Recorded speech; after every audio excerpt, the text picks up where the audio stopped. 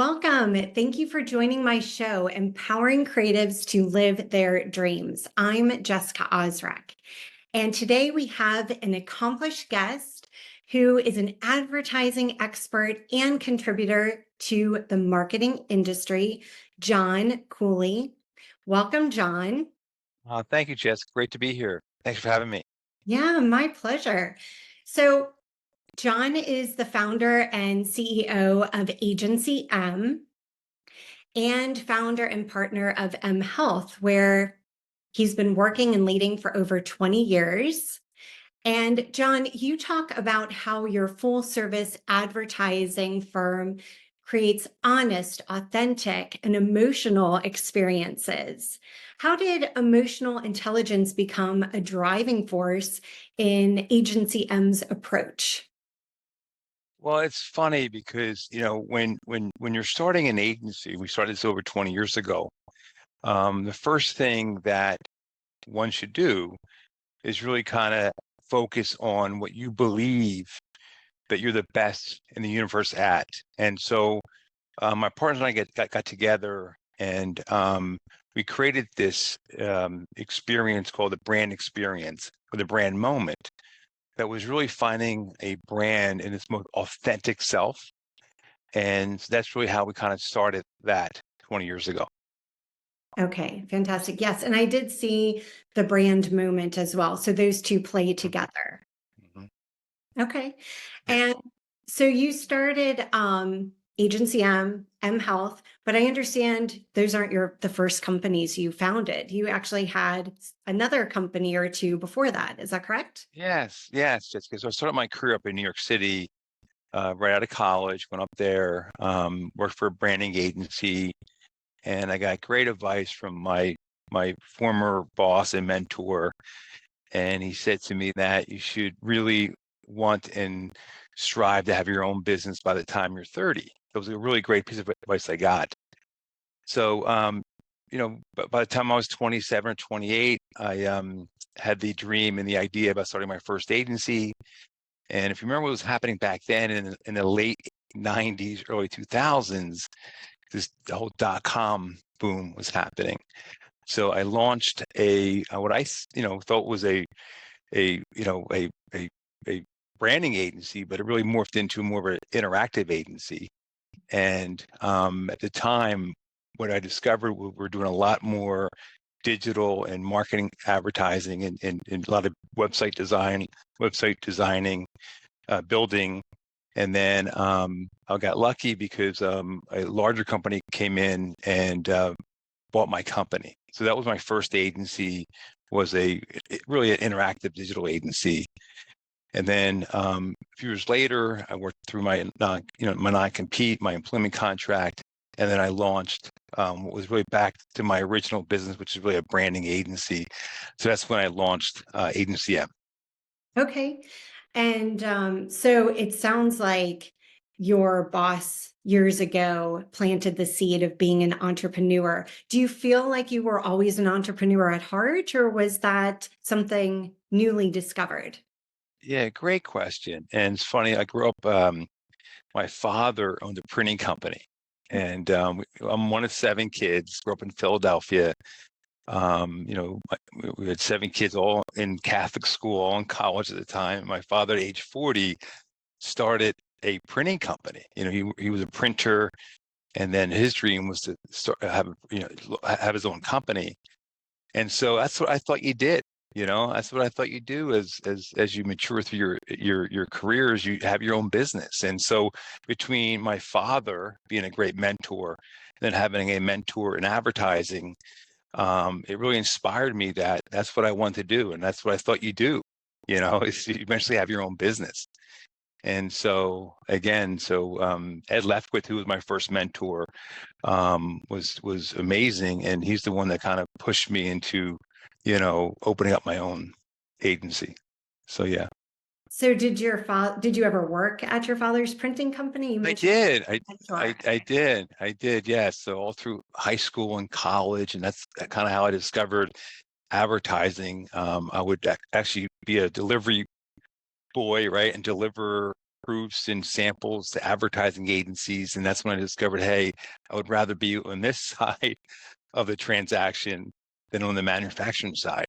So that's what really kind of inspired me to be in advertising. I was Okay. working for my father's company and seeing, being part of the advertising industry from that point of view. Were you always creative, or did you have like creative outlets at a younger part of your life? Yeah, I guess we all do. I mean, we all grow up, coloring, right? And at some point in grade school, all of a sudden, it's not what you do anymore, but I think we all have that. I think we're all creative geniuses in our own right, and you have to discover that. And I was really more attracted and pulled towards the strategy and branding side of the business. My first job in the agency was in the new business department, which is a great way. I always tell folks that whenever you start your career, if you can be as close to the consumer or client or customer as possible, it's a great experience. And so that's where I started my career in advertising, in new business, and really focusing really on marketing our agency. And then Mhm. from there, I moved over into account management and then brand management. Okay.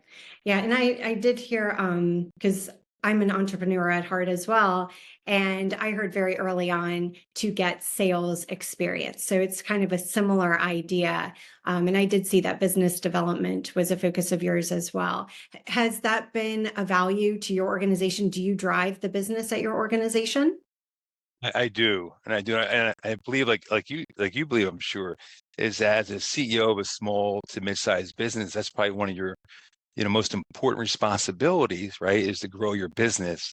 And no one can do it better than the owner or the founder, right? So the answer is yes. I lead our new business team. We have a team of about 3 or 4 people in that department, and I kind of manage that and lead that for the business. Okay. And just to switch gears a little bit, I don't know if you're familiar with Jamie Kern Lima. She launched a book called Worthy. And in this book, she labeled one of the three fundamental elements to feeling fulfillment as contribution. So I noticed that you are a part of New Leash on Life and that you've recently completed a rebranding project for Broad Street Love. So, how does contribution play a part in your success? Yeah, it's just I think that it's good for the soul, Mhm. right? So I'm involved in a couple nonprofits. I'm really proud to be on the board, original board member for New Leash on Life. And what we do there is we rescue dogs that are ready to be put down, euthanized. And we do is we then bring them into prisons, and we teach the inmates a responsibility and responsible for a living being, and teach them life skills. And then from there, the dogs become adoptable and put into homes.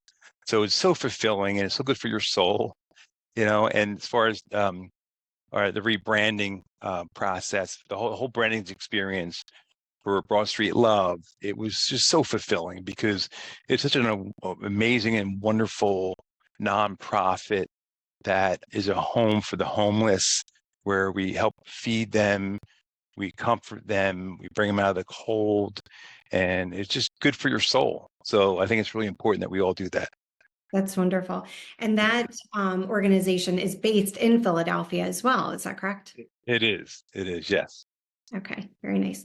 So, as a leader in the marketing industry, which I understand is your expertise aside from business development, as we discussed, what has been the biggest surprise that you've either experienced or learned as you're navigating the management of teams successfully?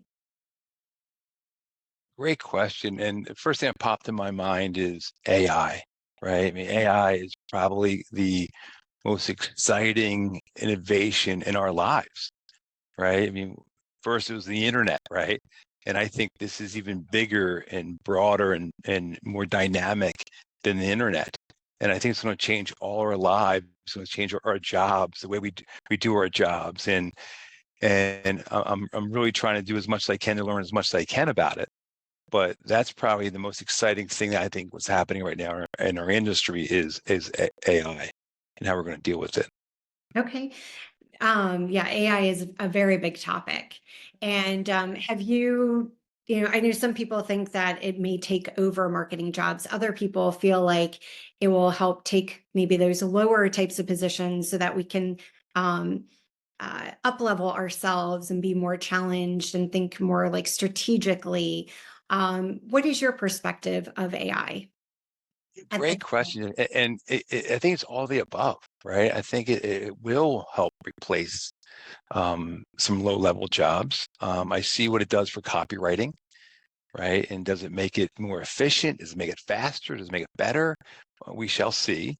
You know, in the creative department, it'll be really interesting to see what happens in the creative department and how things are done to be quicker and better and more dynamically, right? So I'm excited to see, but it will change our business. It will change our business, and I think we're probably a few years away from it really impacting the jobs drastically.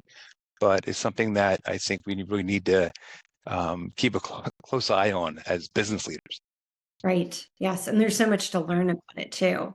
Yes. Again, I think we're probably in the first inning of a nine-inning game right now, and so, but it's going to move quickly, I believe. Yeah. And speaking of athletics, I noticed that you played football during college. I did. How do you feel at University of Delaware? I So did. Yeah. Yeah. school.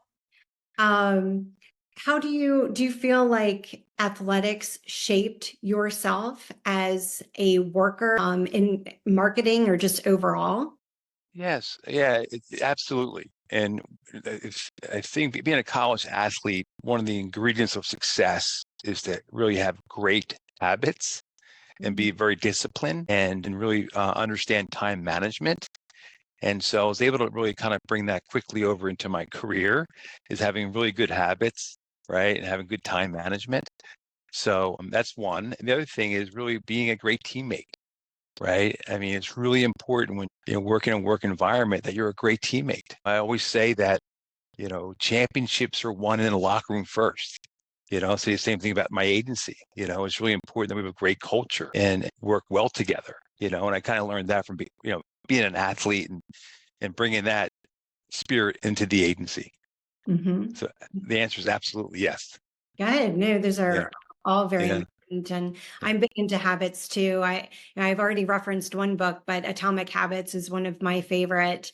Uh, And making those small tweaks in your habits can just bring you to a completely different destination in your life over the long run. So that's a great point. the So you've built your different businesses. As you've conceived, built, launched, sold, and recreated businesses, what has been your key guide through it all? Yeah, I think it's a great question, and I think it's really to follow what you think you're really good at. And the advice I give young people is that, don't follow your passion right now. Follow what you believe that you're really, really good at. And in time, you'll grow into something that you love. But it's really important that you really focus on what you believe that your best talents. And that's what I believe I did throughout my career, is really focus on things I felt I was the best at and that I knew that I was good at. And that really followed my passion. Because if I followed my passion, I would have probably been a golfer, right? Right. Or a ski instructor, in the mountains, right? But here I really focused on what I believe I was very, very good at. And it was to be close to the customer, or close to the client. So so yeah, that's what I learned, is that I didn't really jump out of my swim lane much. I stayed on what I believe that I was very, very good at and stayed in that lane. Okay. Nice. Yeah. Wonderful. Thank you. And what would you attribute as the most important contributor to your success? I was lucky to have great mentors, and no one got here by themselves, right? And someone believed in me every step in my career. And so I really believe that and I tell the same thing. I give the same advice to young folks, is like, put together a personal board of advisors, and every step in your career, and reach out to those board of advisors. They might not even know that they're in your board of advisors. So people that you respect, that you admire, go back to them for advice. And I found myself doing that in every step of my career, including buying and selling companies. So that's the advice I give folks, is to put together a personal board of advisors, mentors, and meet with them regularly. Have lunch with them, have coffee with them, grab a beer with them. Bounce ideas off them. And that's what's been really helpful for me along my career. So, getting mentors, sometimes that seems like a big idea to people. Do you ask people, will you be my mentor? You don't have to. I think it's really important that you develop a friendship with them, and you might say, hey, would you be open if I bounce some ideas off of you? And most people are open to that idea, right? So, and along the way, you might let them know, by the way, you've been a great mentor of mine, and that makes them feel good, and you feel good about that. But it doesn't have to be formal. Mhm. Just It's really about forming friendships with people, especially older people that you admire, that you respect, and that it's okay if I ask you for advice at times. And Okay. that's all it takes. I don't think it has to be anything more formal than that. Mhm. Okay. Yeah. And that seems Yeah. so much more doable for sure. Yeah. Yeah. So, what would you say is your biggest challenge that you're facing today? Yeah, it's one of the things that I felt that I was so proud of, Jessica, in my business, is that we had a great culture. Mhm. And the way I describe our culture is that it was built really on love. And it's going to sound silly a little bit, but love of the advertising agency business, right? So if you didn't love what you did, I would give you advice, like go find something you love to do, right? You know, if you don't love advertising, then you know, find something else, and the second pillar of love was, love the work, right? Love the work you do, right? And the third pillar was to kind of love each other, and we had this very, very respectful, inclusive culture that was wonderful. And when the COVID hit, the whole remote work from home kind of kind of you know shifted that. And so the biggest challenge I have right now is kind of bringing that back together and Mhm. creating that great culture, because we are, you know, probably 1 or 2 days, if I'm lucky, back in the office. So we're really working in a remote world, and it's really difficult to get people back in the office. And I understand why. It's so convenient to work from home. The cost savings, the time savings, it's wonderful. But what it suffers is our culture. And as the result of that great culture that we have is we have very low turnover, right? I mean, we've been around for 20 years. I have people that work for my agency for 18, 17, 15 years. It's their first job out of college. And it was just a great, it's just a great way to build a great culture. Is just, you know, you got to be there every day, right? So that's my biggest challenge, is how do we get people back into the office to help us create a great culture? And I would love to hear your insight. What's your advice for that? Yeah, no, and this has You been know? a topic that's been coming up quite a bit. And one of the things that I do, because in addition to running my recruitment agency, we do coaching and consulting as well. So I'm a certified dream builder coach and life mastery Mhm. consultant. And so one of the things that I do is to help leaders get very clear on their vision and then align their teams. And then I have programs to help reignite that passion and that drive and motivation to really connect and create empathy amongst the culture within the organization. Just this morning, that idea popped in my head of remote versus in person. And I was really thinking about comfort zone because I'm all about growth. I'm helping I use my tools that I learn for my team to grow. And I almost wonder if people got too much into their comfort zone of working inside their home. And even today, I was thinking, can we really grow as a company if everybody's at home in their own little comfort pods? I'm not sure. So I think it's Good really point. about continuing to have the conversation. I just had created an ebook. I'd be happy to share with you of the pros and cons of working remotely, the pros and I'd love cons to of read working it. in That'd the be office. great. Yes, please. Yeah. I can send that to you. But I think let's keep having that conversation with people and let's keep challenging people's perspectives of working at home because I think a lot of people haven't even had the chance to work in the office because they came out of college, they even Mhm. finished college remotely, Mhm. and there is something that's lost. I agree with you.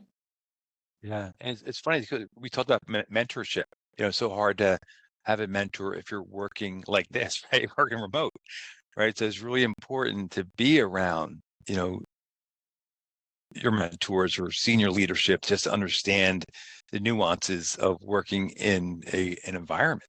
And that's missing. I think that's missing. Unfortunately, it's missing for the younger, you know, staff. So it's really unfortunate. Right? Because things Yeah. happen more organically, right? When you're in Hmm. office, whereas it has to be more scheduled to actually occur remotely. Yes. Very interesting. No, that's a good topic, and I will be sure to share that ebook with you. Great. So in your opinion, what is something that the marketing industry is most in need of at this point in the evolution with digital and AI? Wow. Wow. Boy, this is some good stuff here. Wow. Um, what they're in most need of. Um, Or is there something maybe you yeah. want to see less of with all the, the digital and AI and the where marketing is today in its evolution? Because we've all seen it evolve, right? I mean, the dot com, that's when I really started my career too in recruitment Yeah. Yeah. experience. Yeah. Gosh, I think it goes back to AI. I think AI um, will change everything. And I think that I would like to see it slow down a little bit because it is, I think, moving quicker than I even anticipated it. But I believe that AI will change everything. Mhm. And there's companies now that have AI departments. One of our big clients is Comcast, and they appointed a um, a team to really focus on all the AI tools and innovations that can help their entire marketing teams and agencies together. So yeah, I think that's the biggest game changer in our industry in my lifetime is AI. Mhm. So I like to see this be a little slower, but I doubt it's going to slow down. It's going to get quicker, I believe.